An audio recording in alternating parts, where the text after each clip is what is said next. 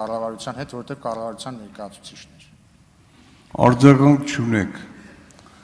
Հաջորդ Իշխան Սաղաթելյան, Հայաստան խմբակցություն։ Շնորհակալություն։ Նախ մինչև բուն հարցին անցնելը, ասեմ, որ ձեր ելույթի ընդդիմություն եւ իշխանություն առճակատման իրական պատճառը ոչ թե ժողովրդի քվեարկության հետ չհաշտվելն, այլ Արցախի էթնիկ զտման եւ Հայաստանի օկուպացված տարածքների։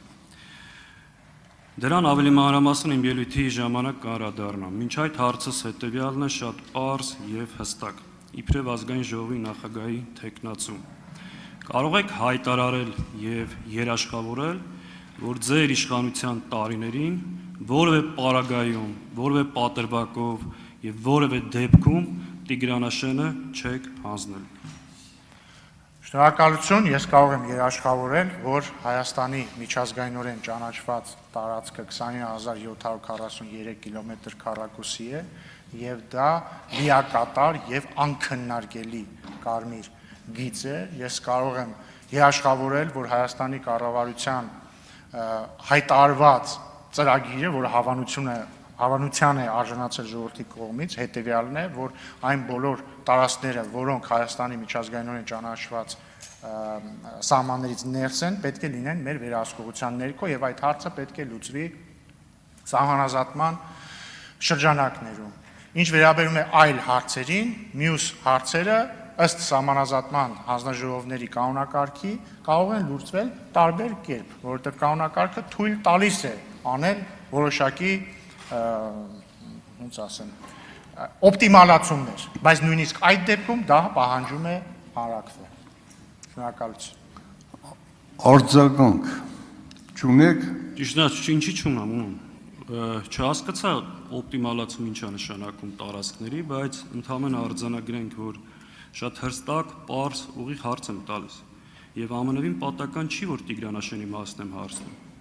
Տիգրանաշենը մեր համար ռազմավարական նշանակություն ունեցող հենակետ է։ Հիմա ձեր ասած Հայաստանի տարածքային ամբողջականության մեջ Տիգրանաշենը կա, թե չէ։ Ու նորից եմ կրկնում, պարոն Ռուբինյան, պատական չի, որ հարցնում եմ։ Եվ սահմանագծման, սահմանազատման, անկլավների անվան տակ այն խոսակցությունները, որ պատրաստում եք հանձնեք Տիգրանաշենը, կարող եք ժխտել, թե ոչ։ Շնորհակալություն, պարոն Սաղաթելյան, օպտիմալացում տեսականորեն նշանակում է, երբ որ օրինակ կողմերը որոշում են փոքրիկ սահմանազատման շրջանակներում ինչ-որ փոքրիկ փոփոխություններ անել, որպեսզի համարժեք, որպեսզի օրինակ, չգիտեմ, սահմանային գյուղերի օրինակ կյանքը չխաթարվի կամ ռելիեֆը հաշվի առնեն եւ այսպես շարունակ։ Եվ ուշադրություն դարձեք, որ սա ասում եմ, ես ասում եմ զուտ տեսական։ Այդ հարցը չի քննարկվել սահմանազատման հանձնաժողովների միջև։ Ես ասում եմ, որ այդպիսի հնարավորություն կա։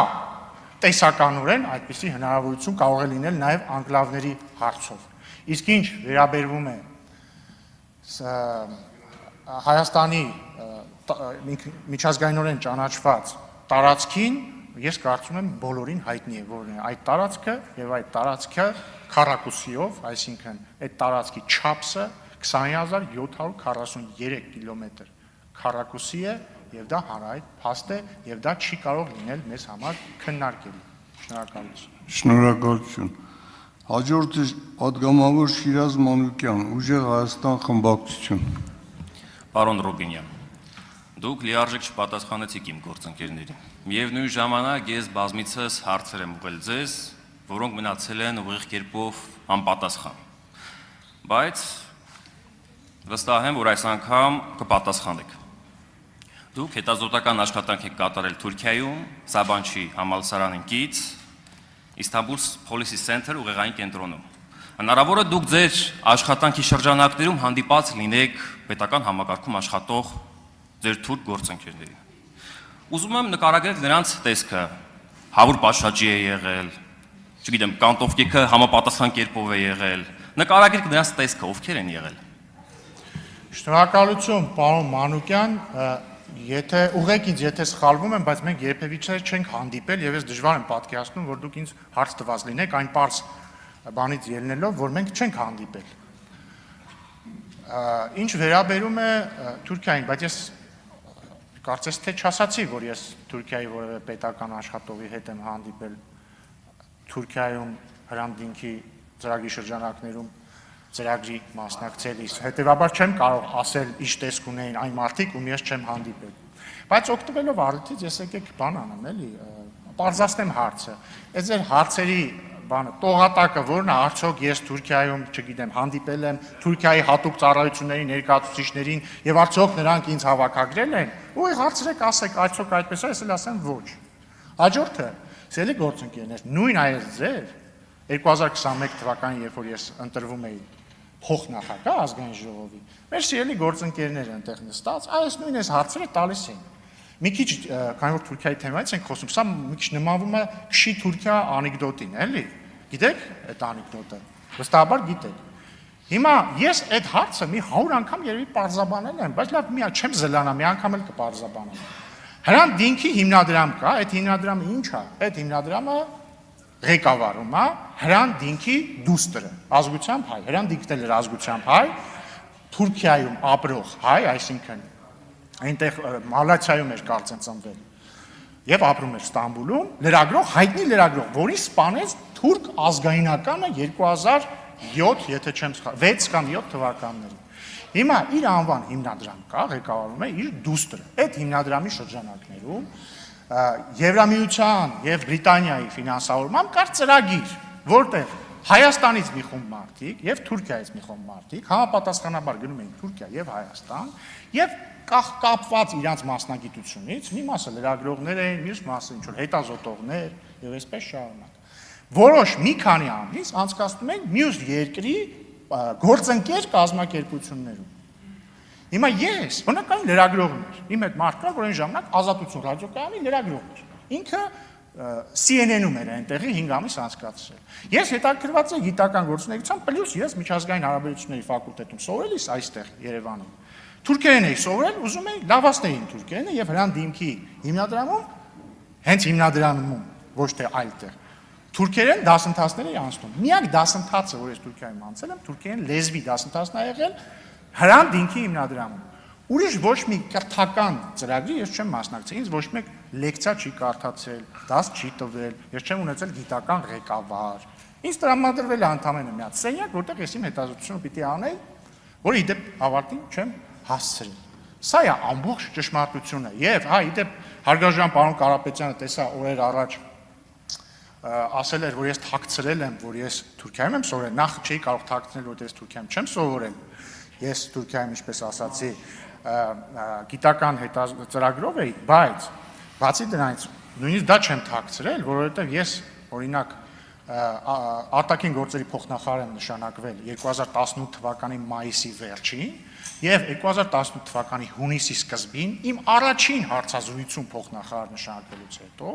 Mediamax, կարող եք Google-ում փնտրել Ռուբեն Ռուբինյան Mediamax, ասել եմ, որ ես Ստամբուլում էի Հրանտ դինքի ծրագրի շրջանակներում։ Դրանից հետո ստեղ ես ամբիոնից 2021 թվականին փոխնախագահ ընտրվելուց եմ պատասխանել հարգարժան Հայաստան խմբակցության գործընկերներին, Տիկին Խամոյանի հետ հանրահայտ զրույց ունեցանք եւ այսպես շարունակ։ Սա է ամբողջ ճշմարտությունը։ Եթե հավելյալ հարցեր մնացին, կարող եմ պատասխանել։ Եթե ասածից հետաքրում է, ասեմ, այնտեղ սիրում էի ուտել բան, քեբաբ, Ադանա քեբաբ, շատ համով է, Իսկանդեր։ Եթե սա ձեզ հետաքրքիր է, էլի, համով բաներ։ Այնտեղ հաճախ գնում էի Պատրիարքարան, որովհետև ինձ հետաքրքիր էր։ Ստամբուլի հայկական եկեղեցիներն էի սիրում գնալ ուսումնասիրել, հայկական համայնքի ներկայացուցիչներին, որ հանդիպում էի, սիրով շփվում էի, այսպես շարունակ։ Շնորհակալություն։ Արձագանք ունեք, չունեք։ Ուղղակի զարմանալի է, որ ձեր ասած մարդկանց, նույնիսկ այն լրագրողը, որը ձեր հետ եղել է, Սերդար Քլեչը նրան չի շնորհավորել, նույնիսկ առաջինը։ Պարոն Մանուկյան, ճիշտ ասած, էլի չեմ հասկանում ձեր հարցի տրամաբանությունը։ Ես եղել եմ Հայաստան-Թուրքիա կարգավորման գործընթացում Հայաստանի հատուկ ներկայացուցիչը։ Հատուկ ներկայացուցիչ լինելը եւ ընդհանրապես դիվանագիտությունը ենթադրում է ունենալ նորմալ հարաբերություններ քո դիմացինի հետ, հատկապես եթե քո առաքելությունն է դիմացինի ներկայացրած երկրի հետ հարաբերությունների կարգավորումն։ Եվ ես ուրախ եմ եւ հպարտ եմ, որ կարողացել եմ իմ գործընկերոջ հետ այնպիսի հարաբերություններ ստեղծել, որ ինքը ինձ շնորհավորի։ Ընդհանրապես ես այդ օրը շնորհավորանքներ եմ ստացել ոչ միայն